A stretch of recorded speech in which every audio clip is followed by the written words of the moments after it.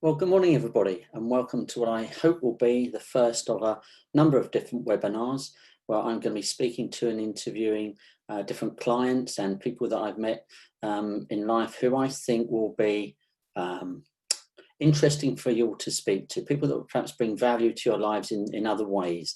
I like to think that we can, as a firm of financial advisors and wealth managers, I like to think that we can help you in lots of ways, but I don't think we can do everything. And so I think it's one of those areas I would really like to be able to bring some special people that I met in the world to you. And so today, I would like to introduce Clive Lindley Jones. Now, Clive, I've known for, I was thinking it's 26 years since I met Clive. And the interesting thing is that I was at a conference, an event in the States, which was being run by Tony Robbins. And this was one of these crazy 2-week self-development things. And I was sitting at lunch, and this American lady came up to me and said, there's another guy here from the UK. You might know him. He's Clive. Typical Americans, they think you know everybody. And as it happened, Clive, I didn't know him, but he was only probably 20 miles down the road, and he and I met. And Clive was there because Clive treats Tony Robbins. He's his osteopath. And so if any of you know Tony Robbins or read any of his work, you'll know that he doesn't suffer, not just falls gladly, just doesn't suffer falls. And to think that Clive works with him is just a major accolade. And so he and I became good friends. Obviously, I've become a client of his, or a patient client, whatever you want to call him, Clive. And Clive's been a client of Wills and Trust probably for about 20 years as well. And I remember once having this issue, and this demonstrates how the genius that Clive has. I had this issue where this continual headache, and I just couldn't get rid of it, no matter how much Nurofen I was taking. And I went to see Clive, and Clive always berates me for not going to him soon enough. He always says I should be going for an MOT rather than just have problem solved. And so he did the usual thing, and he moves your arm up in this place and has you do this and does all sorts of strange things. And then he said, oh, yes, it's your jaw. Your jaw's out of alignment. That's what's causing your headaches. Okay. And then he decided to put both hands in my mouth and did the most almighty crack. I mean, it felt like my head was going to explode. Cracked. The problem was solved like that. The man is a genius, and I'm lucky to count him as a friend, and we're all very lucky to speak to him. So the purpose of today, as Clive asked me before we started, now what's the outcome that I really wanted for today? Well, it's really that I see many clients, no Dean does as well, who have lots and lots of money, and some of them are very happy and fit and healthy. And you know, if we'd say that being happy and fit and healthy is wellness, whatever wellness is. I see lots of people like that, but I see so many of our clients that have a chunk of money but are miserable and unhappy and just have so many problems. And so I really wanted to really just explore, is there a connection between wealth and happiness and wealth and wellness?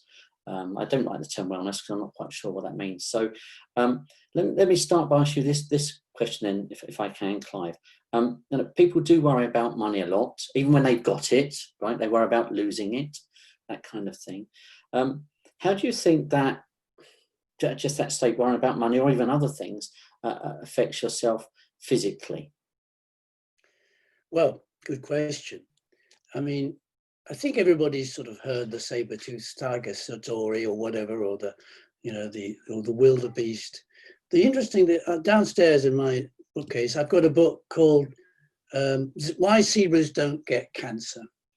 Called what? Why? Why Zebras Don't Get Cancer. Right? It's one I don't have. Berkeley, California University biologist, and basically, you know, it's a good, pretty title, but you could say the reason is they don't have big frontal cortex like us. They don't really live. They live constantly in the present moment. So if you're part of a herd and a lion is prowling around, if the word goes out, you might start to scuttle away or run away. And then perhaps the one unlucky beast is taken out, and that's lunch for the whole pride. But you don't then spend the whole of the rest of that month thinking, oh, my goodness, you know, that was a close thing. What can I do? Oh, it's going to be terrible. So you just go back, and very quickly, if we were to look at their vital signs, we'd find that they would just drop down very quickly back to normal. So what mammals do is we have a whole series of things that set us into stress response, which affects just about every part of our body. And what's it doing is getting you to run away or fight, the fight or flight response, as it's famously called. But what we've developed is this enormous brain, although, to look at our behavior, you wouldn't think it's doing us a lot of good sometimes, but this huge brain which has this idea of past and future.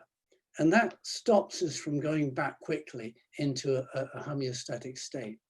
So what really happens, we can get headaches, we can get increased depression, the more anxiety we have, we can not sleep. Everybody knows how difficult it is to sleep. Perhaps the most vital thing that we overlook in what we do. All creatures that live more than a few hours must sleep to reset their whole brain. We get heartburn, we get digestive problems, we get high blood pressure, we get a pounding heart. We also get problems like fertility problems, erectile dysfunction, or libidinal collapse, and so on, things like that, because no creature wants to reproduce when it feels under stress. No creature can really digest when it's under stress, etc., etc. Because what we've really done is we've made our body ready to fight and run away. So all those things we've mentioned and many others, including pain in our muscles, because the muscles are ready to fight. But if you keep that permanently on, then that's a huge cost. So it's a very clever device for an instant response. But now when we get anxious and worry, we're on all the time. And the other thing that tends to do is that just as if you twist your ankle, you want inflammation, you want that red response, you want the red, white blood to come down, so on and so forth.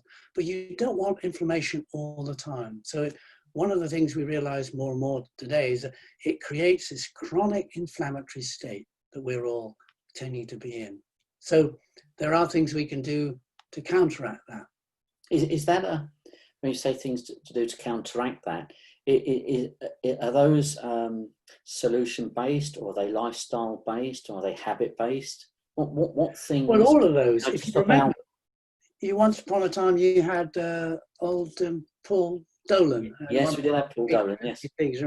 One of the things he says is well-being isn't about how we think, it's about what we do. So what I want to talk about today is what we can all do. Also, it's not entirely true that what we think doesn't affect us. Of course it does. But it ultimately is what we do.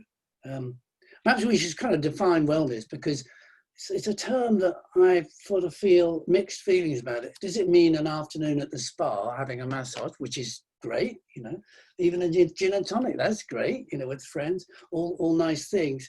Or does it mean something a little bit more profound? And one definition of it is that wellness refers to diverse and interconnected dimensions of physical, mental, and social well-being that extends beyond the traditional definitions of health. It includes choices and activities aimed at achieving physical vitality, mental alacrity, social satisfaction, a sense of accomplishment, and personal fulfillment. So it's kind of very broad brush there, which we can unpack if you want to. Have we got to have like a chart where we have to tick ourselves off? That's right. All of those things. Yeah. Okay, so and thanks very much for that definition of wellness. Before we could perhaps dive into that in a bit more detail, I think it would be useful, because obviously I've known you for a very long time, for people to have a bit more context about how you're making some of these decisions or your thought processes. Can you perhaps think through your life and think of perhaps the 3 events that perhaps shaped your thinking, the things which led you to be the person that you are, or to live the life that you have, and to think the way that you think? Well, in NLP, we talk about away from strategies and towards strategies. Would you just explain to people what NLP is? Neuro-linguistic programming, which was a very insightful observation by two researchers in California, modeling excellence, if you like. How can we achieve excellent outcomes for ourselves? And they were looking at how other people did certain things. That's sort of very short. So it's about the about the brain. It's about programming, the way we program ourselves, pattern. We get into patterns or habits, if you like, some helpful, some not so helpful. And also language, how we present things to ourselves, the language we use, and so on. Is that kind of, I know, because I've read lots of Batchelor and stuff, often they talk about, I think Tony Robbins uses this term transformational vocabulary, in that you can change the way you feel by using different words. You know, you can say that you're really angry, and the word angry just invokes a kind of like a feeling, or you can just say, oh, I'm a bit miffed. And if you can control yourself, and Stephen Covey says, doesn't he, in the space between action and reaction, there's a space where there's a decision to be made. And if you can slow that reaction down to going to that point where there's a decision, if you can decide to say that you're miffed rather than angry, it will have a better outcome. So that's really, you know, when you're talking about the linguistic bits, you know, linguistic programming, that's what we're talking about, isn't it? So why we should be so careful with what we say and how we say it.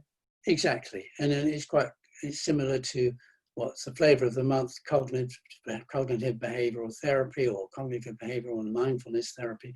All these things are coming in now. We're realizing that for many people, they're not really able to have that little gap between an emotion like anger and being able to step back and say, oh, I'm angry.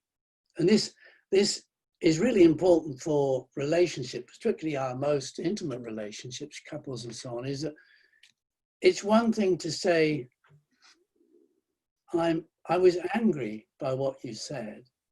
It's another thing to say is to throw, you know, the teapot across the table or something, you know. So, you know, all these things are, you know, we can expand them all afternoon, but if you can get to the point where you're sufficiently aware of your own emotions to observe them, you've got a little bit of space, as you were saying, to then deal with them without spewing them out onto others, or allowing them to affect this whole physiology of yourself. Okay. So I did interrupt you. Come back to what you think that the three events that perhaps shaped your thoughts. It's a good question. I was saying away from and towards them. So one or two away froms. I remember standing on the tube and we got stopped on the Bank station, one of the busiest tube stations in London. I must have been about 18, 19. And I'm sort of squished together. In those days, there were gentlemen bowler hats and umbrellas, if you remember that my way. And I thought, well, I don't know what I want to do with my life. I know it's not going to involve this. I just didn't want to be doing that. So that was an away from. Another away from was my first career I was a sociologist. And in fact, I very nearly went to Cambridge to do postgraduate work on criminology, but I was learning to do scuba diving. First time I'd ever breathed underwater. It was in Brighton in a swimming pool, and I thought, wow, this is like big. And this was at a time when Neil Armstrong was walking on the no, it's probably a bit before that actually, when there were people going to space. It felt like being a spaceman. And when I came up, I realized that I'd had schooling and I had 4 years of an undergraduate thing. I said, no, I'm not going to go to Cambridge and have more books learning. I'm going to go off around the world. So that's what I did. And I want you to remind me later, because I'm going to just give you a little image of that going on for a while. At one stage on those journeys, I was on an island south of Japan called Okinawa. And I'd arrived there with not much money on a boat from Taiwan. I was trying to get to Japan because I needed to work. And there was a hurricane and I had to sleep on the beach because I missed the boat and so on. But ask me later on why I wanted to mention Okinawa. Anyway, finally, when I was teaching, I realized I loved teaching, but I was in the wrong job. And that's what took me to retrain and do another 4 years of study to become an osteopath. And that really changed my life. And later on, I met somebody who became my sort of professional mentor, George Goodhart, who developed this stuff called applied kinesiology, whereby you can, to some extent, you can talk to the body through the motor system, through the muscles, and get some added tools to understand how things are going wrong or going right. Okay, so let me ask you about part of that, in that all I know there's a lot of our clients watching this, and there's some of your patients and clients watching this, a mixture of people. And I think it's fairly safe to say that most of the people watching this are reasonably wealthy. Most people don't have to worry about, can they pay the mortgage or can they pay for the Tesco's bill. So they actually don't have that to worry about, really. But probably most people watching this, like me, have got problems, with themselves physically or mentally. I'm not saying that I'm mental, I don't mean it that way, but we all have issues. Although Dean might slightly disagree with that one. We all have whatever issues they are. Rarely does our body work perfectly, and I know there's that link between them. And so, how much time should we be spending, or I say money, but how much time should we be spending on preventative measures in looking after ourselves? Right, it seems to me, certainly when I see all the stuff at the moment about the NHS, it's all about fixing a problem that there is, but there seems to be so little about preventing things. And I guess it's that own thing. It's easy to have eat an apple a day. Because it's easy to do it, you tend not to do it. So is that something which must be a much bigger focus for us, this whole prevention kind of thing? Well, absolutely. It's so much easier to prevent things from happening in the first place than wait until you're way down, down the road. I'm your client and I've been to all your events. Most of us, when we gather, it has to be said, we're mostly towards the second half of life. This is kind way of putting it for us old guys. So what happens is that we all start with various genetic inheritances and so on and so forth, although we probably, for most of us, overestimate how much that plays a part in our well-being, and how vital it is what we do, what we think, what we eat. The number one cause of premature death in the world now is food-like substances. They look like food, but they're no longer food. All right? They're a money-making device. All right? What would be an example of a food-like substance? What's called highly processed food. It will have a label to it. It's probably made by a company that is well known. Perhaps the greatest success for feeding people junk is from Coca-Cola. All right. It's a sugary drink. We know that sugar isn't very good for us. And there are a lot of clever people working round the clock in labs all around the world to make these things as desirable and as addictive as they can, and to sell them to us. We're catching on to it slowly, but they're so wealthy and so successful, they've been able to distort the political landscape so that they kind of own members of parliament or congressmen and so on and so forth. So it's very difficult for us to start to. There's a famous and brilliant writer, Michael Pollan, who wrote 4 books on nutrition and food and so on for the public. And somebody asked him, "Well, what's it all really about, Michael?" He said, "Well, if I had to say in a sentence, he'd say this: eat food, mostly plants, not a lot of it." Right? In other words, we've stopped eating food. We've eaten stuff that's been through a factory, but it's tweaked and this, that, and the other. Actually, the food program on Radio 4, if you ever listen to that, did a very good one on Sunday, imagining what might happen in the future if there was a change and if they started to, one thing that the imagined Prime Minister did, she got rid of something called the Chorley wood baking process, which is a way of torturing wheat to make it bake fast, but then it loses many of its benefits. So if you got rid of that, you'd have to bake real bread, and then you'd have to employ lots of people to make this bread. It would be a little bit more expensive, but not that much. So I don't know where I'm now. Where am I? What am I doing? Oh yes, prevention. Preventative, yeah. yes. Yeah.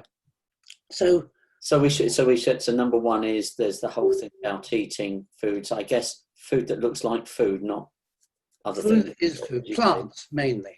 All right. Yeah. If you now we're in the time of COVID, right? Mr. Trump, well known for confusing things, said, nobody expected this to happen. Actually, many scientists, in fact, all scientists and anybody who's got a job to look into the future knew very well this is one of the biggest fears we have of killer pandemics. And this was a mild one, really. What is it? 10 million people have had it, 500,000 people have died. Nothing compared to the 7 or 8 billion that we are. Nasty though it is. But it has had the ability to make us stop, think, and change what we're doing. But so that it's kind in one sense, although, you know, obviously I'm very aware of those who've died and lost loved ones, because it's giving us a chance to see, are we doing the right thing? Are we preventing things? One example I read during the lockdown was the idea that if you were to design a system to increase the infection of new viruses, almost the perfect way is to stick 100,000 pigs or chickens into sheds and cut them off from good healthcare and feed them antibiotics day and night. And that is a perfect way of creating new viruses that we have no way of handling. So these are called zoonotic viruses. So we need to change those things, but on a personal level, it's pretty simple. We'll get to that more later on when I want to introduce another idea. But basically, if you eat food, move your body, love people, do things that you love, help other people, you're halfway there, or if not more. So let me come back to that point then that you mentioned there, I know, about doing things. Now, I know that you have effectively retired earlier in the year, and now you've decided again in October. I know, so you're going back to work. You're going back to work. Yeah, I can't keep up with the demand, but also, you know, I know it's something you love. How important is it to our health and wellness to have some form of purpose? I think it's really important. You could break down wellness into sort of 4 or 5 different things. You could say, I mean, it's really, as we're financial sort of talking in one sense, you could see health is the sort of, you've got to build up your health bank account, really. And how do you do that? Well, you build physical, emotional, and spiritual well-being. So you could say mental, you could have intellectual engagement, lifetime learning. So I know you're a reader, I'm a reader. Well, if you're not a reader, you can learn in many other ways. But that kind of engagement of your mind is important. Emotional life, the awareness of our feelings we touched on before, and the ability to express them without causing harm or hurt. And that we talked about thought versus feeling, all right? And your social connection. We now know more than ever that we're mammals, we're social animals. All right? If you don't lick or hold a cow licks its young, we hold and tickle them and throw them in the air, and that seems to actually cause them to survive. If you don't, we can see what happens to our young. They actually don't thrive and die.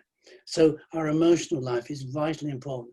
The connection we have with others, and not just through so-called friends on Facebook, real connection, real face-to-face connection, which is difficult right now. And as everybody knows, this is really a painful part for many of us. And then building relationships, fostering our environment, and finally, as you mentioned, what you could call the spiritual, which doesn't mean to say you have had any religion or anything. It just means to say, how do you make meaning? How do you find a higher purpose in this human existence? Because we are meaning-making creatures. We make meaning whether we're conscious of it or not. So we might as well make healthy meaning and make meaning that benefits others and therefore ourselves, rather than just let it ramble on. And we make meaning saying everyone's against us and I hate this life. Well, let's just take another track now, because I was reading a couple of days ago in preparation for this, and I read this article where some tests had been done in Cambridge, where people were under MRI scans and they were asked to think about different activities to see how that impacted them. And one of the bits that came out of that is that when you give away, whether it's time or money, it makes you happier. That part of the brain which has happiness kind of like lit up when people thought about helping people, giving money away to charities, giving their time to good causes, whatever it may be. So does that mean that there might be some conflict with what we're trying to do, which is trying to build people's wealth? Is there a danger that in what we do, at Wills and Trusts and within the fund management company with Trust FM, does it mean that we're actively going against what perhaps actually generates happiness, which is actually giving it away? And I'm not suggesting everyone gives it away by that, but I'm just wondering if there's a bit of conflict. Yes and no. We do know that on the whole, choice between being well off and being poor, it's not a contest. Nobody really relishes being poor, but we make the mistake to think that wealth beyond a certain sort of point has any kind of impact on our well-being or our happiness. We know that our brains are sort of designed to have a sort of I want, and then we put something in that want space, and we have to keep moving it out and putting another thing. And we designed a society where a lot of clever people are busy trying to fill that space for us for profit, which is okay. But we can never satisfy that I want because that's an outside of us. Real happiness comes from within. And then we've been around as Homo sapiens for 200,000 years? Not very long, really. And we spent nearly all that time. I mean, how long is history? 2,000 or 3,000 years. So 197,000 years, we've been wandering around in small groups of people, up to 100 people perhaps, where we knew everybody. We didn't live very long, but we were dependent upon each other. We couldn't survive without each other. So a lot of what we're conditioned to do is to interact with others and build connection and build friendship and have support and nourishment. So it's a mistake to think that anything, least of all money, will give us ultimate satisfaction. Of course, it's lovely. I'm talking to you on my state-of-the-art Mac computer. I love it. It's great. And all these lovely things. It's not that we don't want abundance, but it's not really the source of happiness. So the question is, how do we find it? And that's lies, I think. The first thing for happiness is health. Because if you're sick, some people can survive and be sick and remain wonderfully happy and accept their lot and die in peace and happiness. But most of us haven't put in the hours to get to that through our life. We've been diverted by other things. So the first thing is that we need to be out of pain and have wellness and be able to move without pain. But probably the next thing is that we need to find ways in which we can be loved and love others and give to others. You asked me, am I retired? One of the reasons why I want to go back to work is that I'm lucky enough to be able to help people. Not everybody, of course. I can't help everybody. Nobody can.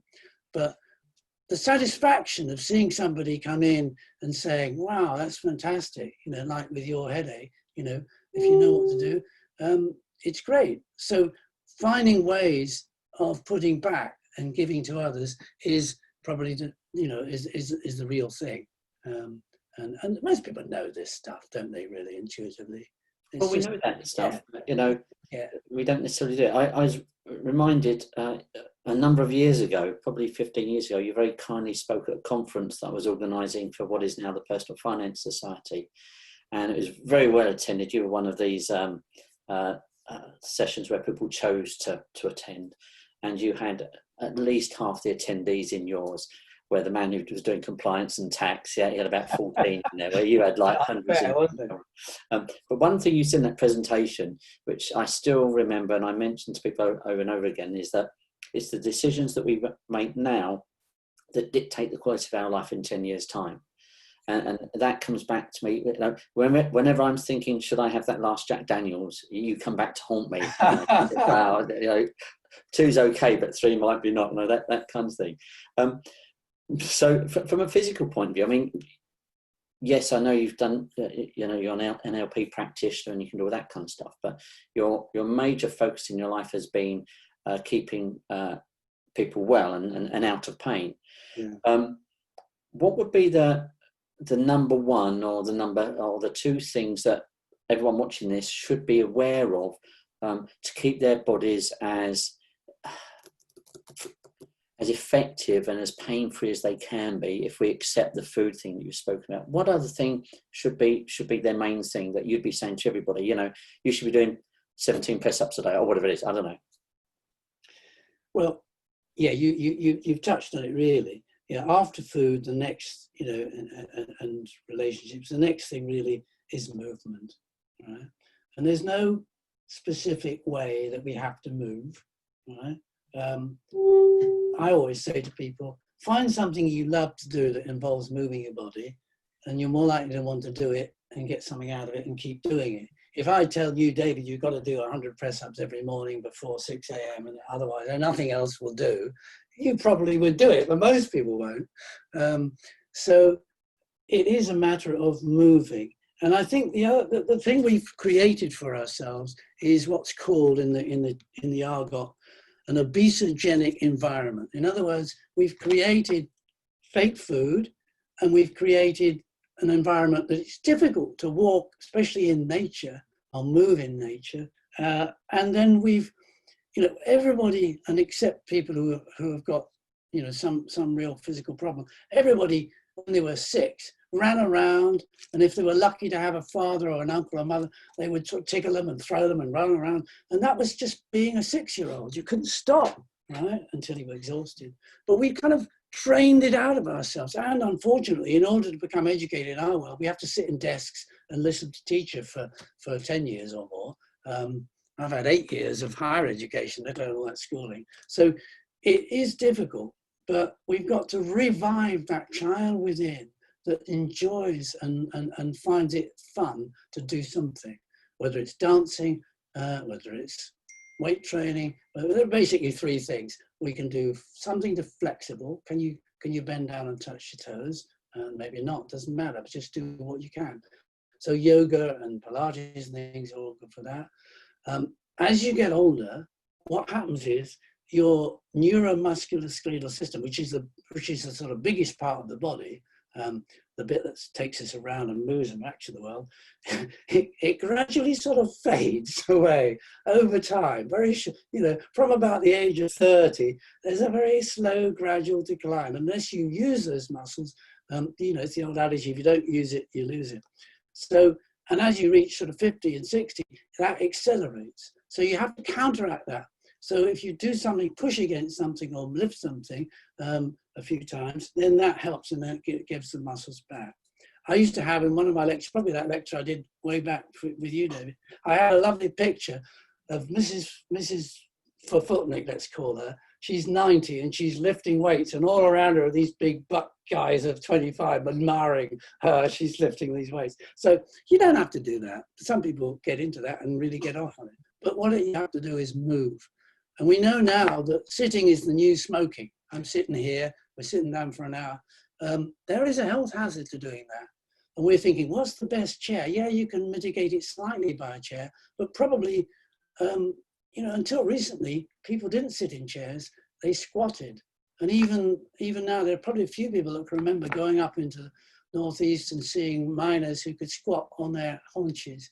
And if you go anywhere in Africa and things, you can see people who can sit. And that's a better way of moving, also moving our bowels as an aside, is that way. So movement of some kind every day is a great advantage.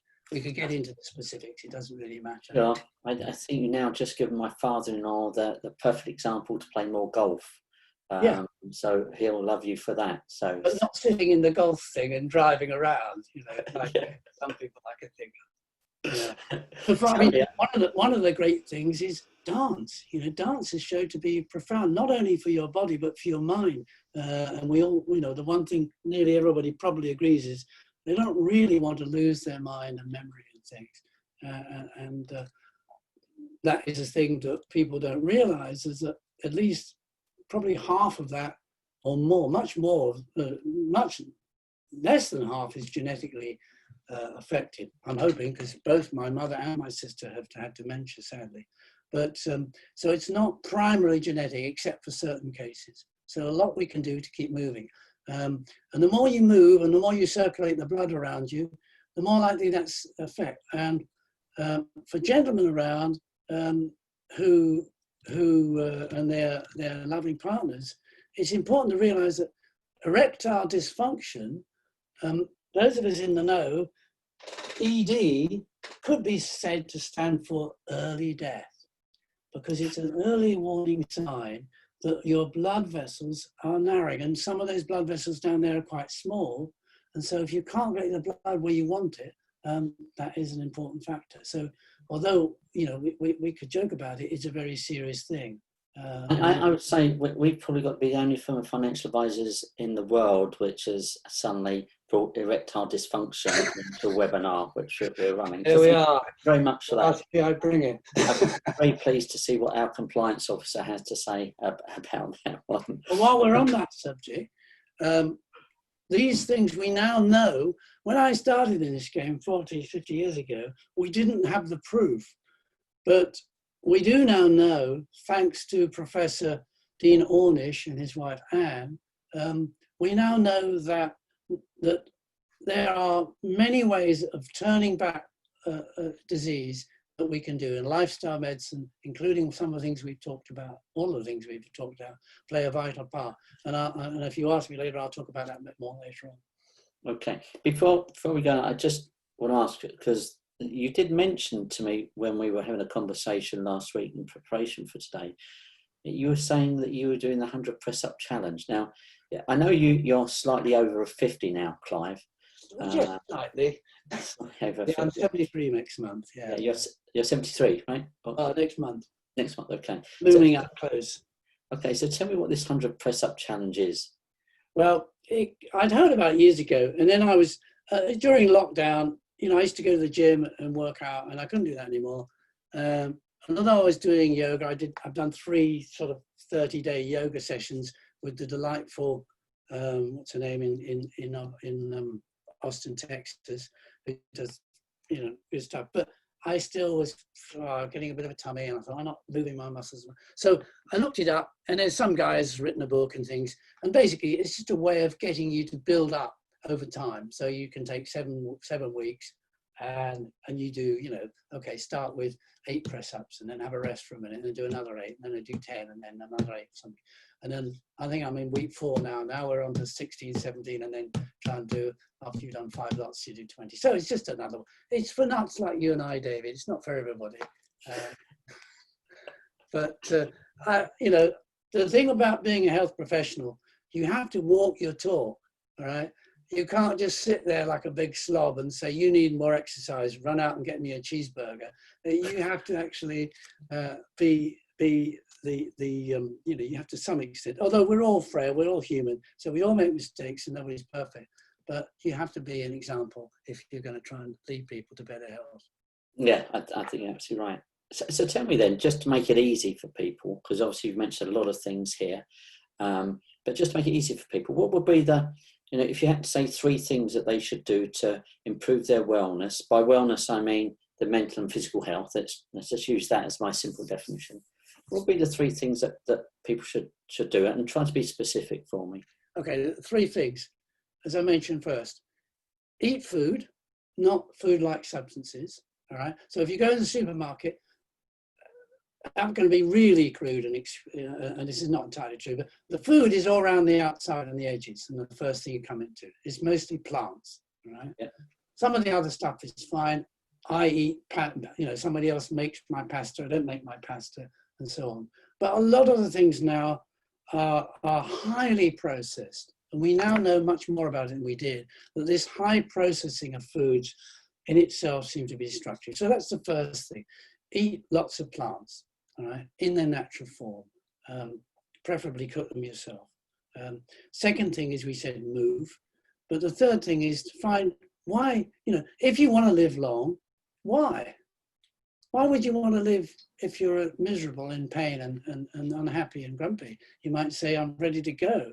and maybe we all come to that point when we're ready to go, or one way or another, but you've got to have a purpose for living. So most people gain more happiness, as you mentioned, from doing things to help other people in some way or another. Certainly being in relationship with other people. So loneliness is a major killer. And if you're lonely, I have my absolute sympathy. I've been lonely in my life. I mentioned Okinawa. I arrived in Japan. I didn't know a soul. I didn't speak the language. 130 million people. I lived in Tokyo, and it was a strange life. I did make friends, but loneliness is no fun. But it corrodes you, right? So you've got to, we're social creatures. We need each other. Some people can live in a cave in the Himalayas, but most of us can't. So that's the other thing I would say. Get with other people, find a way of being together, and find something you love to do that other people might be able to add value to people, really. I suppose that's the thing. How can you add value? It might be writing a book, although if you're going to sit down all day, I'm writing a book and it's too much sitting, so you've got to get up and go and walk or something. But find your passion, you know. I think it was Joseph Campbell, the famous mythologist, you know, talks about finding your bliss. What makes you happy? What makes your heart sing? And if you've forgotten it, ask your friends who knew you when you were young, you know, or try and find a new one. Those are the three things I would say. Lovely, thank you very much. Now, you did mention earlier on to remind you about Okinawa, is that right? Okinawa, thank you, yeah. Now, I want you to talk about Okinawa is that some of you may have heard of the so-called blue zones, all right? Some years ago, people, and they've been doing this in Okinawa for a long time, the people in Okinawa, not the young people, they're all going to die sick and young, but the old people, and remember, Okinawa was the last big major battle in the Asian Pacific War, terrible battle. Took 80 days for the Americans to conquer Okinawa, and many Okinawans jumped off the cliff because they were told there was going to be terrible things and so on and so forth. But that apart, the Okinawa people live the longest in the world, the women do anyway. So that started to people say, what is it? Could we find people around the world that live the longest, and what can we learn from them? And so they just drew around the map where they found these things, and with a blue pencil, and that's what they call blue zones. And there's a guy called Dan Buettner, who was at one stage a long distance cycler like me, said much more so, and became a National Geographic explorer or something, great.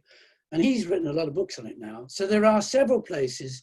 There's Okinawa itself, there's the Barbagallia region of Sardinia in Italy, there's the Noya Peninsula in Costa Rica, there's Loma Linda in California, and various places like that, where epidemiologists and demographers have found that people live longer.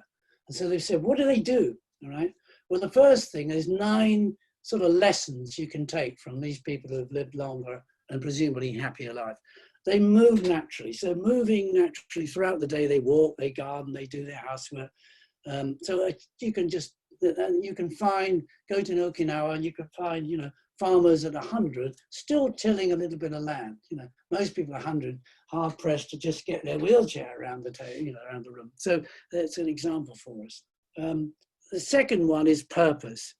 The Okinawans call it ikigai, which iki means to live and gai means the reason. So having a reason to live. Knowing why you wake up in the morning makes you healthier, happier, and adds up to 7 years of extra life expectancy, generally speaking. Then downshift. So stress is part of life, but the blue zone centenarians have stress relieving rituals, really, built into their daily routine.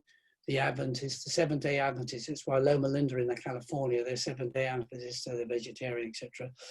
The bad news, folks, is eating lots of meat is not good for you. It doesn't make you big and strong. It's actually damaging. And then it's damaging to the planet. So we've all got to cut down on that a bit. So that's one of the things, purpose, downshifting, reducing stress. You can have a nap. The Sardinians do happy hour. You can drink that nice, rich wine they have there. The 80% rule, that's they tend to stop eating when their stomachs are 80% full, not absolutely blown out. The plant slant, they call it. Beans are the cornerstone of most centenarian diets, all right? Most people in England only know beans through a tin of baked beans, which has got lots of sugar in it. But there are hundreds of wonderful beans you've never even heard of. And that's what we should base our diet around: fruit, whole grains, and if you want to eat meat, in small amounts. Some of them drink wine, and moderate drinking may be okay, although actually alcohol is a poison. Your liver has to work really hard to get rid of it. But I like a glass of wine occasionally. But all that goes with it. You don't want to sit there behind the sofa drinking 6 bottles of gin, but you might want to be sitting outside in Sardinia talking with your family and friends and having a glass of wine. That's a different thing, because it's all mixed in with the social belonging. So being part of some kind of community, belonging, that can add about 14 years of life expectancy.